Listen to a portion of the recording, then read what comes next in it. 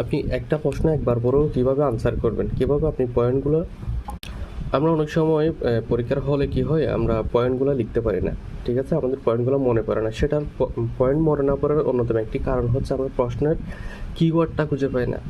আমরা যখন কোনো একটা প্রশ্ন পড়ব তখন আমাদের মূল জিনিসটা হচ্ছে প্রশ্নের কিওয়ার্ডটা খুঁজে বের করা। আমি আপনাদেরকে দুইটা প্রশ্ন দেখাচ্ছি। এখানে লেখা আছে শ্রীলঙ্কার জাতিগত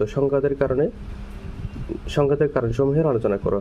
আসলে সংঘাত মানে কি? এখানে সংঘাত বলতে একটা নেগেটিভ দিক বুঝিয়েছে, দাঙ্গা হাঙ্গামা এরকম কিছু বুঝিয়েছে। তাহলে এই প্রশ্নের মধ্যে বোঝা যাচ্ছে সংঘাত বলতে যেহেতু দাঙ্গা হাঙ্গামা বুঝিয়েছে, একটা নেগেটিভ একটা ভাইব দিচ্ছে, তাহলে এই কিওয়ার্ডটা আমি ধরে নিচ্ছি, ঠিক আছে। এই কিওয়ার্ডটা যখন আমি ধরে নিচ্ছি তাহলে আমার এই প্রশ্নের উত্তরের যে টপিকগুলো হবে সেই সবগুলো টপিক হচ্ছে কি, সে সবগুলো টপিক হচ্ছে আমার নেগেটিভ। এখানে পজিটিভ কোনো টপিক আসবে না।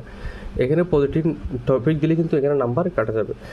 আরেকটা প্রশ্ন আমি দেখি, দক্ষিণ এশিয়ার রাজনীতিতে উপনিবেশিক শাসনের প্রভাব,